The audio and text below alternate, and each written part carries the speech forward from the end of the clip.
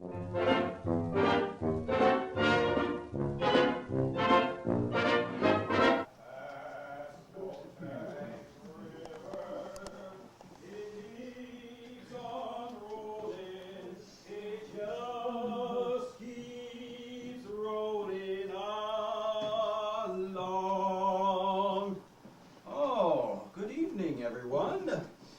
Howdy, folks.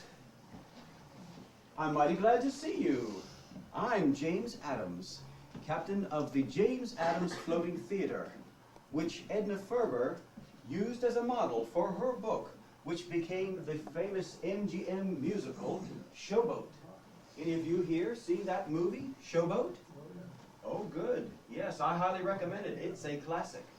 Well, our Showboat spent every winter from 1913 to 1930 right downtown, docked at Water Street. Miss Ferber came aboard once for a week, and she later said, "I found a treasure trove of stories for my writing." My wife Gertie and I began as circus performers in Michigan. We had an aerial act. Now, I don't care who you are or how good you are. Sooner or later, you just have to come down off your trapeze. I can see that some of you here tonight can appreciate that statement. Well, the job I had was made doubly dangerous whenever you work with your wife. Yes, when you depend on the little woman to send you that bar at just the right moment. Well, if you've ever had a spat with the missus, it might wind up something like this. He floats through the air with the greatest of ease, that daring young man without a trapeze. So, before very long, we were vaudeville tent entertainers. One night in West Virginia, we happened to see a river showboat and fell in love with the venue. We decided we had to have one of our very own. Because we were partial to the Atlantic coast, we wanted to have the first ever salt water showboat.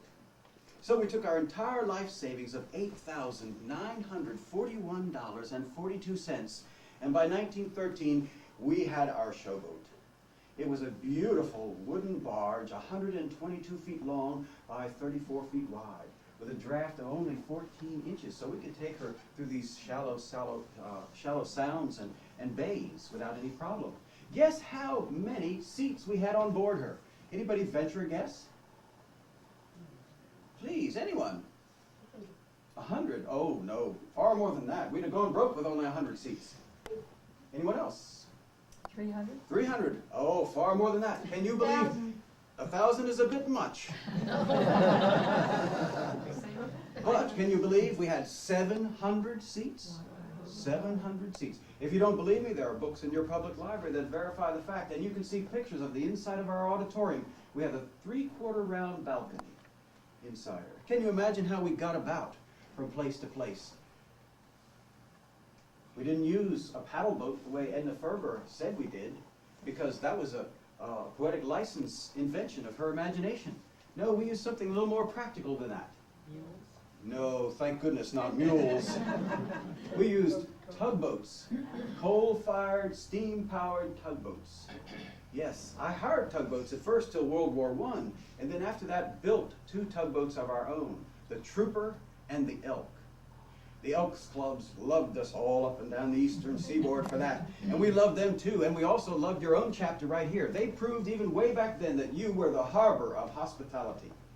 There were many businessmen in town who helped my business. The Sanders brothers, for instance, I got to know them well at the Elizabeth City Iron Works. They repaired our tugboats and pulled us off the banks of the Dismal Swamp Canal more than once, I can tell you that. And also Francis Wilson, who owned this house here. It was kind of him to invite my wife Gertie and myself here occasionally for dinners in the wintertime. It was just Gertie and me on board because we had let the entire cast go every fall and hired new actors every spring thereafter. Mr. Wilson owned a grocery store down on Matthews Street, which I believe you now call Colonial Avenue. Yes, it was just Gertie and me on that big old drafty boat in the wintertime until little Beulah came to live with us, my 13-year-old sister. And she began to act on the stage and grew up with us acting on the stage year after year. She played the lead in our romances as she grew up. And Charlie Hunter, who came back year after year, was hired over and over again, began to play opposite her, and I could notice a particular chemistry between the two.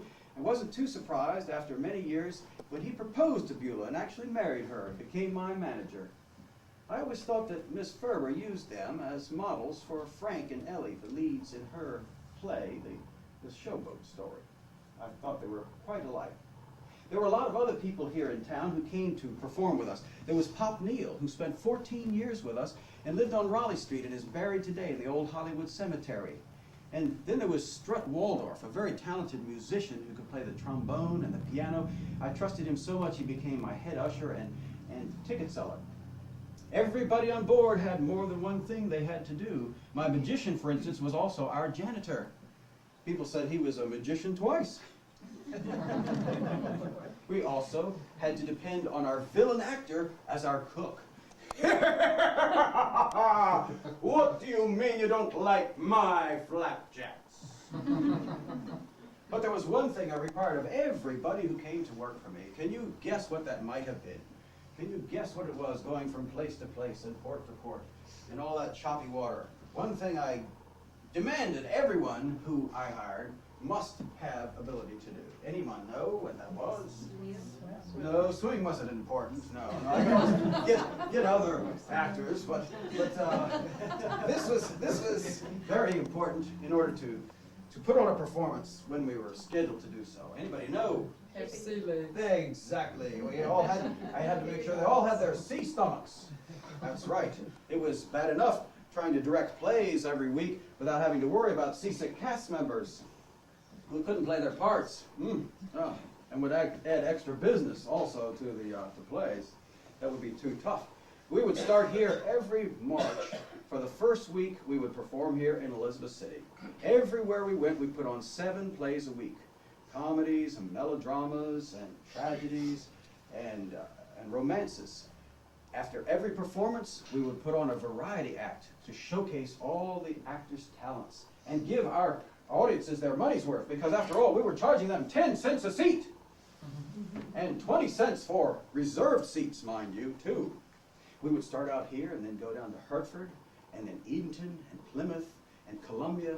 Then we would haul back on up through the Dismal Swamp Canal to South Mills and Deep Creek, and then to the Tidewater communities, and then on up the west bank of the Chesapeake Bay, and back down the eastern shore again until in November we were once again home for winter quarters. Ah, it was a great life. Can you imagine making a living such as that? Putting on that many plays night after night? Wouldn't it be a great thrill, though? By 1930, I could see that we were coming to the end of an era, however. The public had fallen in love with a new medium, the talking motion pictures, the movies.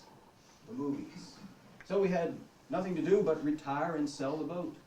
And it later burned and sank in the Savannah River in Georgia in 1941. But by cracky, I'm living proof that the kind of thing that we did can be done. Or at least, I guess I was living proof that it can be done. But perhaps I've inspired one of you here tonight to start up a showboat like I did. Surely it would be a hit, plying the same waters that we did all those many years. After all, you know, there's no business like show business, like no business I know. Everything about it is appealing, everything that traffic will allow. There is simply nothing like that feeling when you are stealing an extra bow. There's no people like show people, they smile when they are low. Yesterday they said that you would not go far, but now it's opening night and there you are. On your dressing room door they'll hang a star. It's on with the show. It's on with the show. Good night, everyone.